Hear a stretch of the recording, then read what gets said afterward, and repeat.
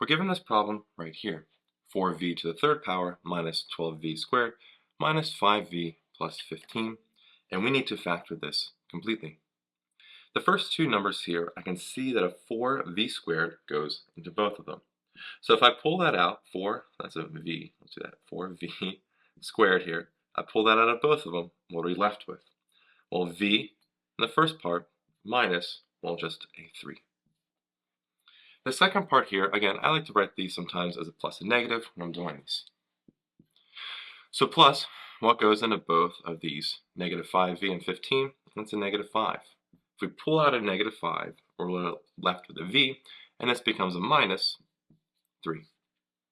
And that was kind of our goal. We have a v minus 3 and a v minus 3 right here. If we pull that out of both parts here, we're left with a v minus 3 here, times, now bring that down. So again, we're pulling out a v minus 3 here, 4v squared minus 5, and there we have our final answer. v minus 3 times 4v squared minus 5. We're given this problem right here.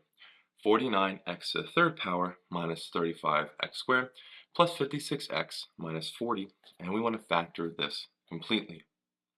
Well, the first two parts right here, notice that a 7 goes into 49 and 35, and so does a x squared, and the x to the third power and x squared. If we pull that out, what are we left over with? Well, that's a 7x, and then minus 5.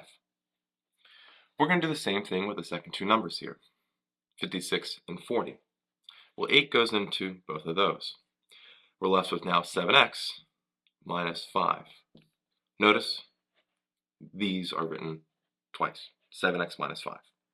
So if we pull out a 7x minus 5 now from both parts, we're left with a 7x minus 5 here, times what's left over, 7x squared plus 8. And now we actually have our final answer, 7x minus 5 times 7x squared plus 8. We're given this problem right here, 24p to the third power plus 15p squared minus 56p minus 35, and we want to factor this completely. So what do we notice here? Well, we have 24p to the third power and 15p squared. Is there a common factor there? Well, 3 goes into 24 and 15, and p squared goes into p to the third power and p squared. So if we pull out a 3p squared, what are we left with? Well, we're left with an 8p plus 5. Alright, so now let's deal with the second half. I like to write this as plus and negative. Plus and negative helps me see this. That's just my personal preference. Well, we have negative 56p and a negative 35. If we pull out a negative 7, which goes into both, we're left with an 8p plus 5 here. And that's actually kind of nice. We see an 8p plus 5 and 8p plus 5 here. Pulling that out from both parts, we're left with an 8p plus 5 times what's left, 3p squared minus this 7. And now we actually have our final answer, 8p plus 5 times 3p squared minus 7. We're given this problem right here, 24r to the third power minus 64r squared minus 21r plus 56. And we want to factor this completely. Well, let's look at the first two numbers here. What do we see? Well, we see that there's 24 and 64, and 8 goes into both of those numbers. We have an r to the third power, and r squared goes in both of those. So if we pull that 8r squared out, what are we left with? 3r minus 8. We're going to do this again with the second two numbers. I like to write this as plus and minus. It just makes it easier for me to see. Plus. Well, we have 21r and 56, or negative 21r. If I pull out a negative 7 here, I'm left with a positive 3r minus 8. Well, now we have 3r minus 8 and 3r minus 8 here. Pulling both of those out from both parts, right?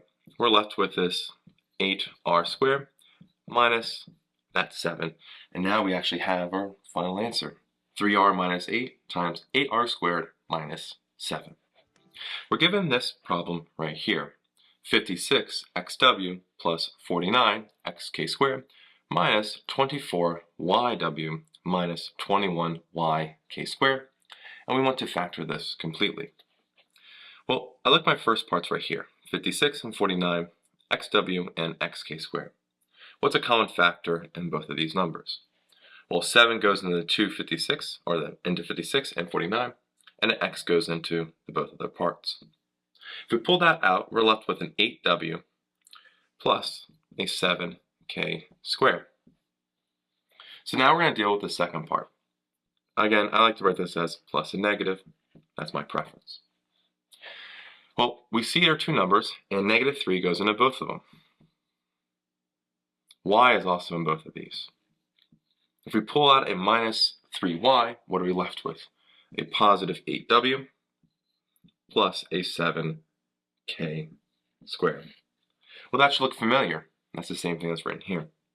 We can pull out that 8w plus 7k squared from both parts here. Pulling that out, 8w plus 7k squared.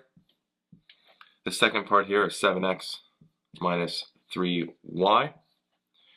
Bringing these two parts down. And now we're done. We have our final answer. 8w plus 7k squared times 7x minus 3w.